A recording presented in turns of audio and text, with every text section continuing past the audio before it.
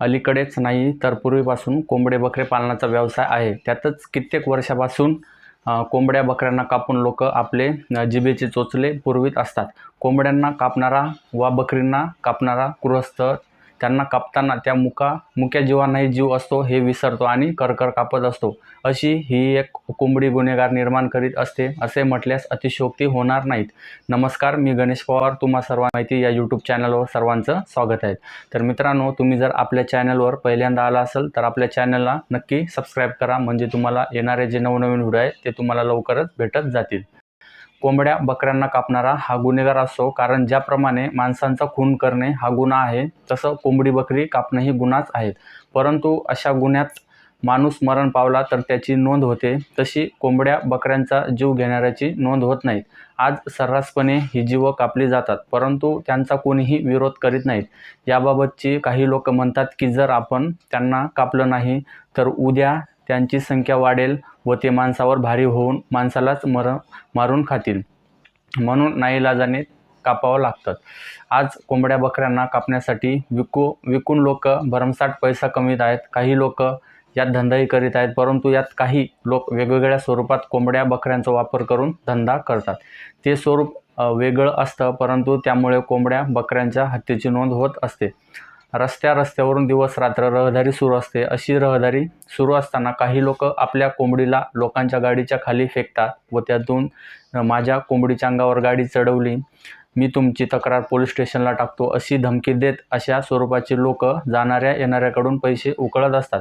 अशी टोळी बऱ्याच ठिकाणी आता सक्रिय झालेली असून ती एक कोंबडी जो गुन्हेगार नाही त्याला गुन्हेगार बनवीत असते, कारण यामध्ये जर त्या गाडी चालकाचा गुन्हा असो वा नसो तो घाबरून पैसे देत असतो।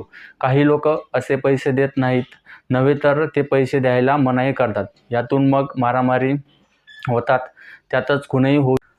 अलीकडेच हा प्रकार जास्त प्रमाणात वाढत चाललेला असून एक लहानशी कोंबडी तिचं प्रकरण निपटवीत असताना फुकटच लचांड आपल्या मागे लागू नये म्हणून काही लोक त्या कोंबडीवाल्याला त्या कोंबडीच्या रकमेएवढे पैसे देऊन देतात व पुटपुटत निघून जातात।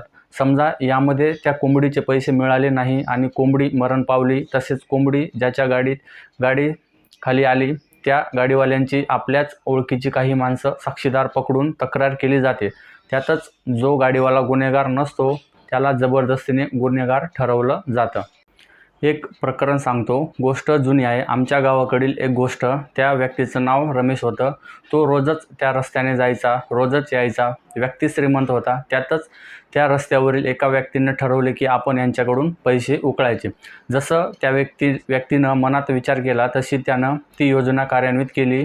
एक दिवस त्याने कोंबडीला धागा बांधला, त्या धाग्याचं एक टोक आपल्याजवळ ठेवून त्यानं ती कोंबडी त्याच्या गाडीखाली जाऊ दिली। त्यातच 2-4 घराजवळचे साक्षीदार पकडून त्याची कथाकार पोलीस स्टेशनला करतो म्हणून त्यांच्याकडून पैसे उकळले। ती कोंबडी त्याचे पैसे कमवायची साधनच ठरली। त्याला पैसे मिळताच त्याची हिंमत वाढली व तो आत बऱ्याच लोकांना अशा प्रकारे त्रास देऊ लागला।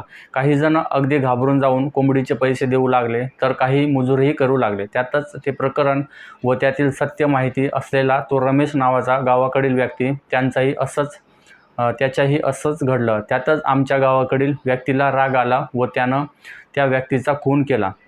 जाणाऱ्याचा जीव गेला, कोंबडी जागच्या जागेवर राहिली। हे असे का घडले असावे? सर्वजण विचार करू लागले। त्यातच कोणीतरी म्हणाला, जी कोंबडी तो फेकायचा तिला अतिशय वेदना होत, ती घाबरायची, कधी कधी तिला यात लागतही असेल, त्यातच तिच्या तोंडातून शापही निघत असेल। ती म्हणत असेल, मरो जाओ बकरा, ती मुकी होती, शेवटी जे व्हायचं तेच झालं। ज्या कोंबडीचा छळ झाला ती कोंबडी जगली आणि ज्यानं छळ केला तो मरण पावला। परंतु तो मरण पावला खरा, पण त्यानं त्या कोंबडीला हाताशी धरून एक निर्दोष गुन्हेगार निर्माण केला होता।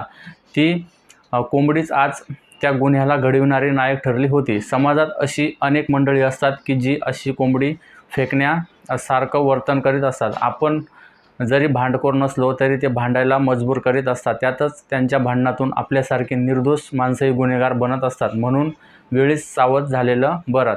मित्रांनो, ही अशा प्रकारे एक कोंबडी गुन्हेगार याची एक गोष्ट होती। जर तुम्हाला हा व्हिडिओ आवडला असेल तर आपल्या चॅनलला नक्की सबस्क्राईब करा, म्हणजे येणारे तुम्हाला नवनवीन व्हिडिओ लवकरच भेटत जातील। धन्यवाद। जय हिंद, जय महाराष्ट्र।